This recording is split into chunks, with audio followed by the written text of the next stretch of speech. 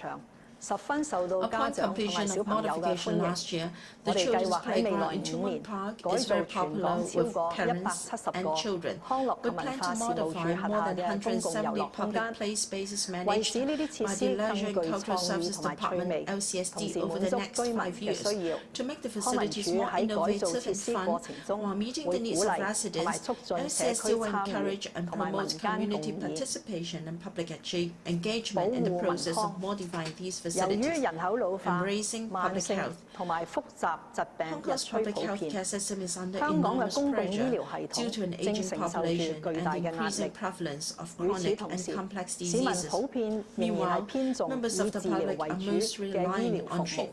treatment-oriented healthcare 為咗扭 services. 轉而家重 In a 治 bid 療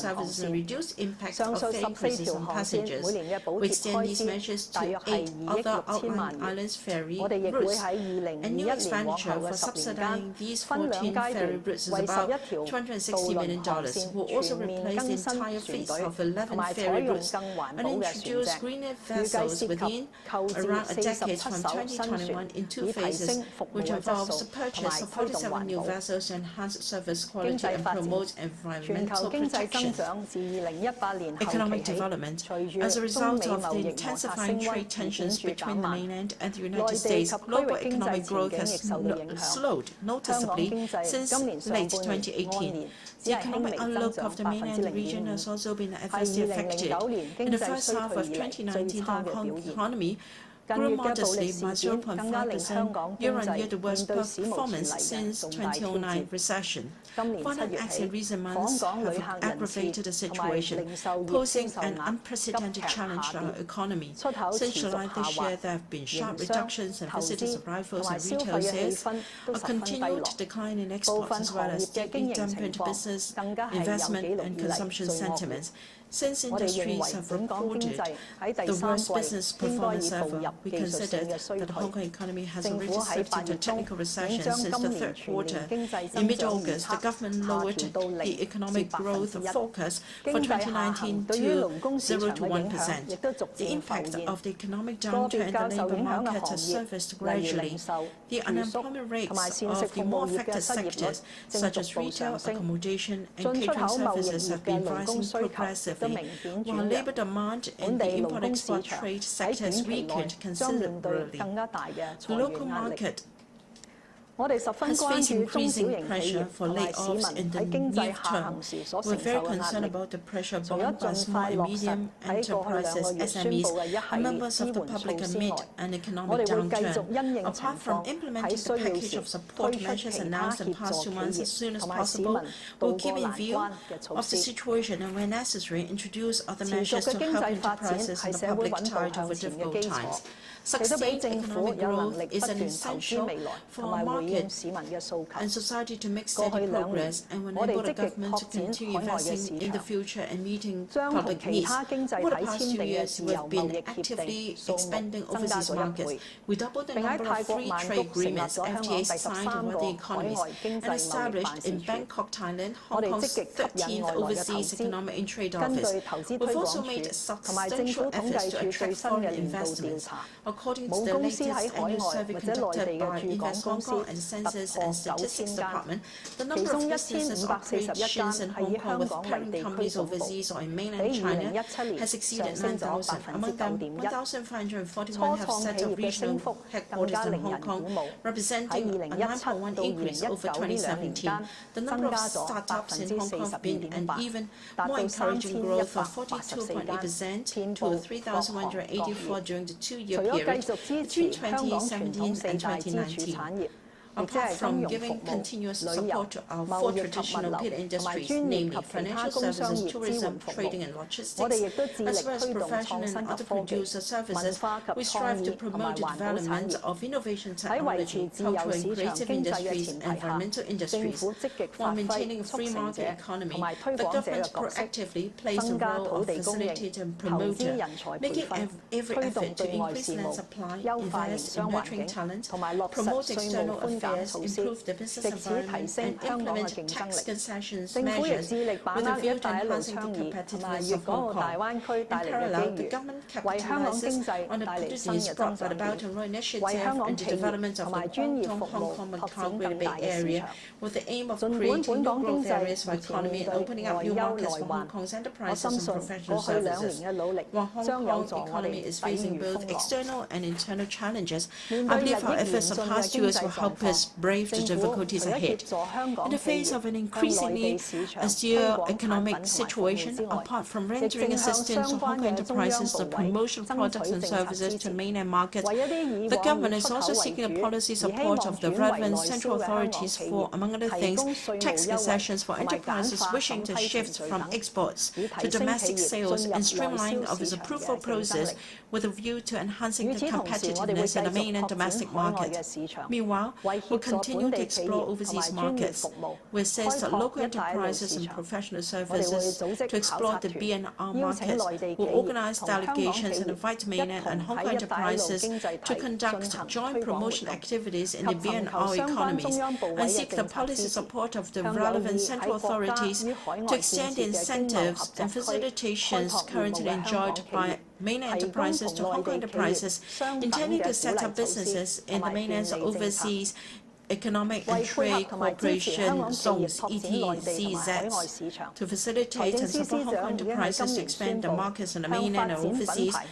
The financial sector announced this year the injection of $2 billion into the dedicated fund on branding, upgrading, and domestic sales (BUD Fund), and $1 billion into SME Export Marketing Fund, as well as the doubling of the fund ceiling to $2 billion per enterprise under the BUD Fund's mainland program and FTA program. We believe these measures will help our enterprises expand in the mainland's domestic market and support market development in economies with which Hong Kong has signed FTAs, including establishing a presence in the ETZs in these markets. The violent incidents in the past few months have seriously damaged Hong Kong's international image and undermined its attractiveness to overseas investors. Once peace is restored, we will, in collaboration with the relevant organizations, chambers of commerce and professional bodies, devote more efforts and resources to carrying out promotional work and other effective measures to rebuild confidence in Hong Kong as soon as practicable. With our solid foundation, institutional strengths, and the opportunities accorded by our motherland, as well as the perseverance and strong adaptability of Hong Kong people, I firmly believe that Hong Kong will be able to ride out this storm and move on. Fellow citizens, as long as Hong Kong remains impeded by unresolved disputes, ongoing violence, confrontation and discord, our city cannot embark on the road to reconciliation, and people will lose faith in the future. We must reverse the prevalent pessimistic sentiments and stop the disorderly behavior. We have to put aside differences and stop attacking each other so that we could sail again, based on the values upheld by all. With the following strengths, we'll still be able to sail through adversities. Our long-established core values such as the rule of law, respect for human rights, diversity and inclusiveness, freedom of expression, and effective administration are unique strengths under one country, two systems, and the comprehensive safeguards under the Basic Law. Hong Kong's status as international financial, transportation, and trade centers, as well as our internationalized business environment valued and recognized by overseas and mainland enterprises.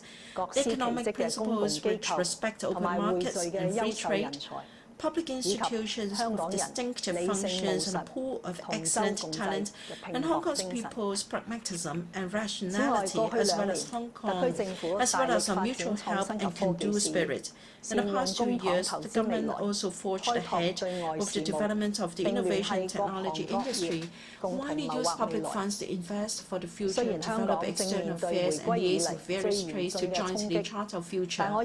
Although Hong Kong is now facing the most formidable challenge since our return to the motherland, I believe the efforts made to lay the solid foundation of Hong Kong will not be wasted, as long as we have unwavering confidence, adhere to the one country, two systems principles, stop violence in accordance with the law, and restore social order as early as possible.